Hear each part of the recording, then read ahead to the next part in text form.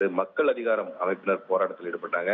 இவர்கள் அனுமதியின்றி இந்த போராட்டத்தில் ஈடுபட்டதாகவும் போக்குவரத்துக்கு இடையூறு செய்ததாகவும் சொல்லி அந்த மக்கள் அதிகாரம் அமைப்பை சேர்ந்த முருகானந்தம், மணிமாறன் உள்ளிட்ட நிர்வாகிகளுக்கு எதிராக சேத்தியாத்தோப்பு காவல்துறையினர் வழக்கு பதிவு செய்தார்கள். சிதம்பரம் முதலாவது நடுவர் நீதிமன்றத்தில் நிலுவையில் உள்ள இந்த வழக்கை ரத்து செய்ய வேண்டும் என்று முருகானந்தம் உள்ளிட்டோர் உயர்நீதிமன்றத்தில் மனு தாக்கல் செய்திருந்தார்கள். இந்த மனு நீதிபதி வேல்முருகன் முன்பு விசாரணைக்கு வந்தபோது உள்ளூர் மக்களுடைய நலன் கருதிதான் இந்த போராட்டத்தை நடத்தியதாகவும் அமைதியான முறையில் போராட்டம் நடத்தியதாகவும் எந்த ஒரு அசம்பாவித சம்பவமும் நடைபெறாத நிலையில யாரும் புகார் கொடுக்காத நிலையில காவல்துறையினரே தாமாக முன் இந்த வழக்கை பதிவு செய்திருப்பதாக மனுதாரர்கள் தரப்பில் ஆஜரான வழக்கறிஞர் சுரேஷ் சக்தி முருகன் வாதிட்டார்.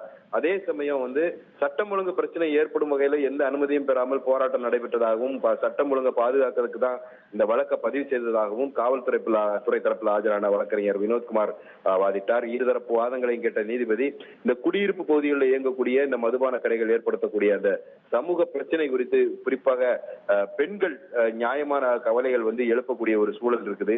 இது போன்ற சந்தர்ப்பங்கள்ல அமைதியான போராட்டங்களை குற்றச்செயலாக கருத முடியாது என்று நீதிபதி தெரிவித்திருக்கிறார்.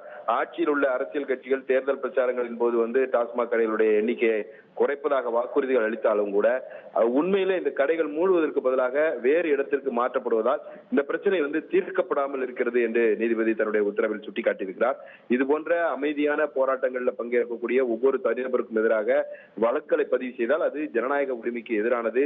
இது போன்ற நடவடிக்கைகள் தொடர்ந்தால் மாநிலம் முழுவதும் இது போன்ற ஆர்ப்பாட்டங்கள் நூற்றுக்கணக்கான பெண்கள் மீதும் வழக்கு தொடர வேண்டிய ஒரு நிலை ஏற்படும் என்று சொல்லி இந்த அமைதியான போராட்டம் அமைதியானவும் வன்முறையற்றதாகவும் இருக்கக்கூடிய இந்த போராட்டங்களை பொறுத்த வரைக்கும் அரசிடமிருந்து உரிமைகளை கேட்கறதுக்காகத்தான் நடத்தப்படுகிறது என்று கூறி இந்த சிதம்பரம் நீதிமன்றத்தில் இருக்கக்கூடிய அந்த வழக்கை ரத்து செய்து நீதிபதி வேல்முருகன் உத்தரவிட்டிருக்கிறார்.